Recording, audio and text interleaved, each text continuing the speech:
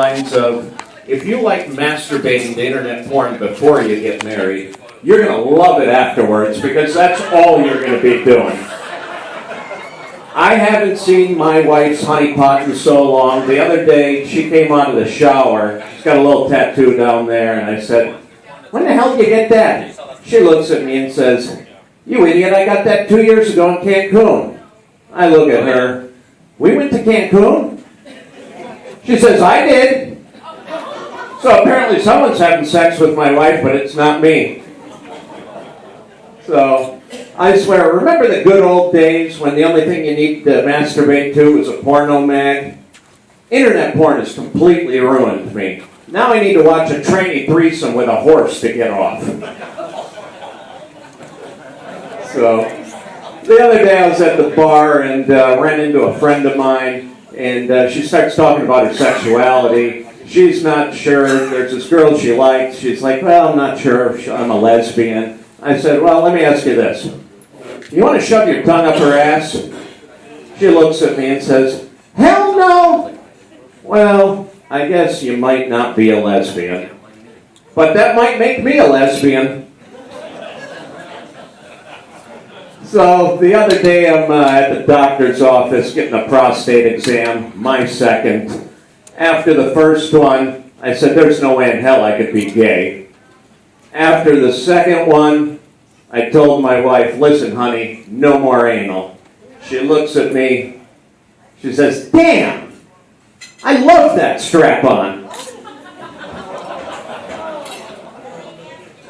So, the other day I was watching TV and the weather report comes on, and you notice how nowadays they only tell you what the weather temperature feels like? Like, that's a pretty scientific measure. Weatherman comes on. Well, when you factor in the cloud cover and the wind speed and the sun... Listen, I know it's ass freezing cold outside. Just tell me what the temperature is.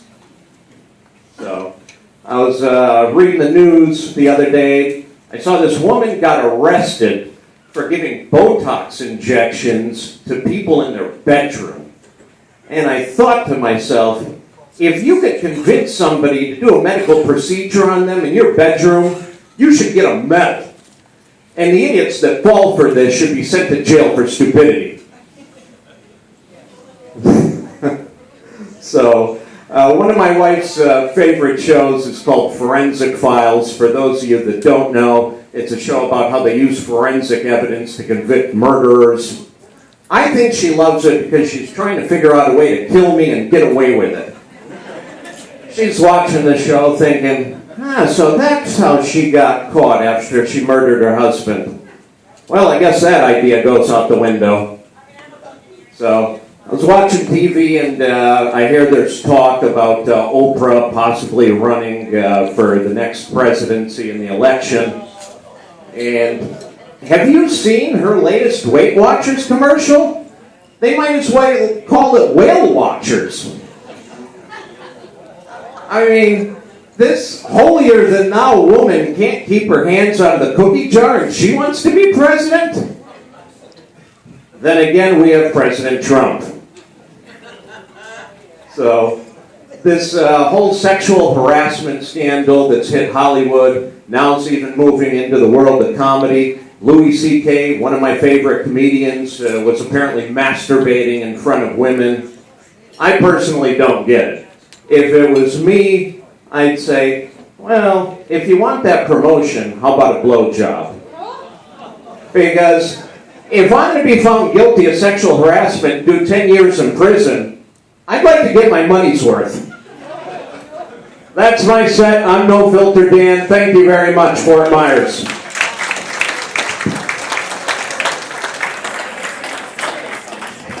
You go for No Filter Dan. He got up here and just told you how it was. Yeah, this guy liked it though. He's like, I also have no filter. Yeah. I couldn't tell by your boyish haircut. That's for sure. He's like, I have no filter except for with this hair. No, okay, moving on. Alright, whatever. Got it? You guys ready for your feature comic of the night or what?